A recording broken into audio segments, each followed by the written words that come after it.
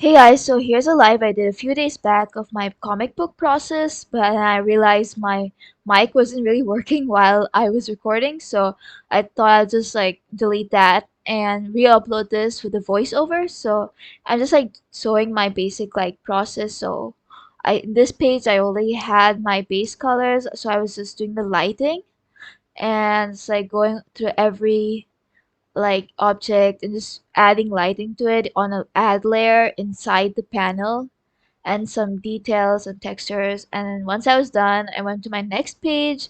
I started coloring that as well. First, I just like to start with the flats.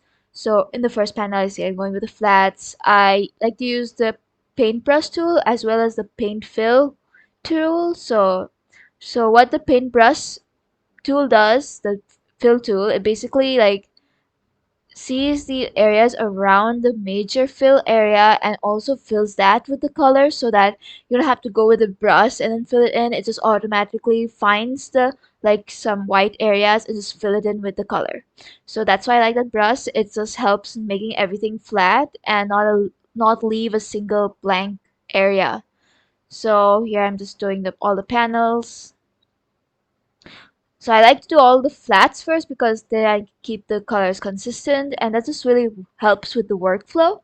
So if you just do all the blacks and stuff and in between I always have to read my script. So in case I might miss a small detail, like her hair was actually black but I did a blonde hair. So later on while shading I had to shade it so that it looks black but kept a little bit of blonde, like a street kind of highlight style, a street fashion style. So yeah, if you see, that was the brush paint fill tool. So I also have to make sure that my foreground and my background are in different layers, so that just makes the shading, lighting, coloring, and shadows just very much easier later on.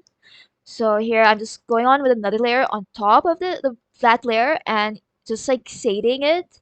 So using a darker tone color. It's on the layers currently on alpha lock so that when I do the shading, it doesn't go outside the layer's previously applied color. So it just stays within those pixels and doesn't go outside, so it just makes the process easier. We don't have to do much cleaning or refining later on, just a flat and then a one single layer of shading. So that's what you use for most comic book illustrator would do like this. Either they'll keep it at cell shading, like the initial flat colors, color on color, those tones. Otherwise they'll do a little bit of blending in in manhwa style. They'll do a blending to make it look a little bit more 3D than the cell side shading shown in most Western comics. So that's a little difference if you have seen the difference between manhwas from Korea or mangas. They have cell shading, whereas the manhwas have a smoother shading for the 3D effect. So it just depends on what style you're using. So yeah, though although shading like by blending would be a little bit more time consuming, but once you get a hang of it, it's not that difficult. Mostly for the colors, I like to use a lasso fill tool, so that just blocks in the colors very fast and it doesn't have a much blurring effect as the brushes. And then to make it blend with the below layer colors, I just use the blend tool. So all of these tools are available in Clip Studio Paint, and you can most obviously find them in other softwares like Photoshop or Krita or Ibis Paint. They'll all have these tools.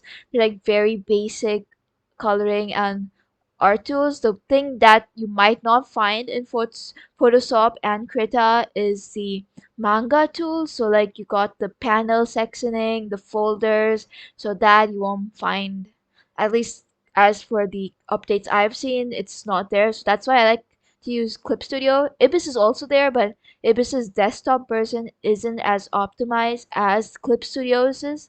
So yeah. So then once the flat colors are done, I use a multiply tool and multiply layer and just make a full color all the panels with the same color, like this muted yellow, just give the overall environment a feel.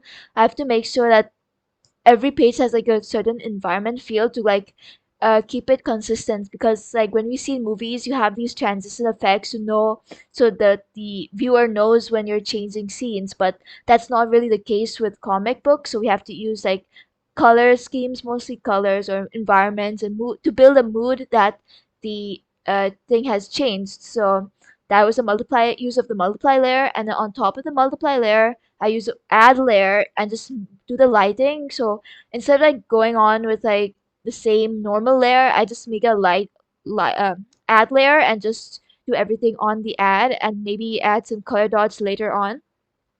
And that just make the lighting work much faster than just changing the colors. Just like applying a add layer or color dodge layer on top of the existing layer. So this was the process I've done so far. So hope you learned something and see you till next time.